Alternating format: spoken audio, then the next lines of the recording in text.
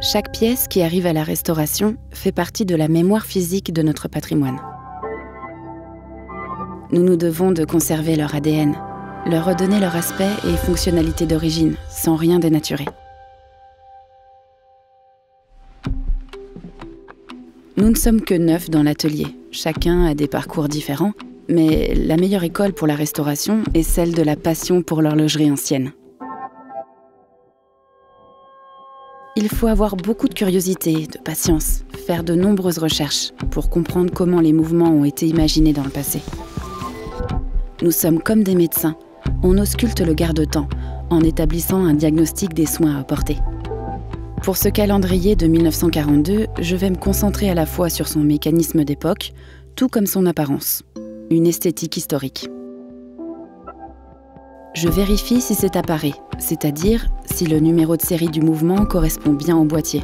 Cela est primordial pour établir l'extrait d'archives. Pour cela, on démonte délicatement le boîtier avec respect. Souvent, j'aime à m'imaginer tout ce que cette montre a vécu. C'est fascinant de savoir qu'elle revient là où elle a vu le jour, après tant d'années. Je commence par reprendre un à un les parties du mouvement et les nettoyer. S'ils sont trop abîmés, comme cette roue d'échappement, je vais reprendre les composants d'époque que nous avons précieusement conservés dans nos archives. Et si nous n'en avons plus en stock, je les refais moi-même. Depuis 1933, nous avons conservé les plans et les outils originaux afin de reproduire à l'identique le moindre composant.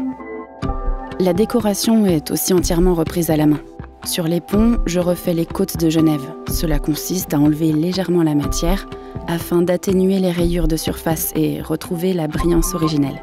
De même pour les vis, je les reprends une à une et je viens les polir avant de passer à l'étape finale, le réglage fin du mouvement sur plusieurs positions. Et on réitérera l'opération une fois la pièce terminée. Je peux à présent prendre le cadran. On accorde un soin tout particulier aux index afin de raviver leur éclat d'origine. Il faut maîtriser chaque mouvement. Le moindre surplus de pression causerait des dommages irréversibles. Les aiguilles aussi restent d'origine. Elles reflètent la beauté de son visage qui a traversé le temps. On leur redonne un léger coup d'éclat. Ou, comme cet autre modèle de la fin du 19e siècle, il nous arrive de les rebleuir. Je supprime l'oxydation, les aiguilles reviennent à la couleur d'origine, un gris acier. Ensuite, je les chauffe à la flamme. Au contact de la chaleur, l'acier change de couleur et redevient bleu. Il n'y a pas vraiment de durée fixe, c'est l'expérience qui dicte combien de secondes tenir, quelle température atteindre afin d'obtenir le bleu saphir. Le verre plexiglas fait peau neuve. Je commence par supprimer les rayures apparentes. Je peux polir le plexiglas tout entier pour le rendre à nouveau totalement transparent. Là, je ravive la couronne à la main.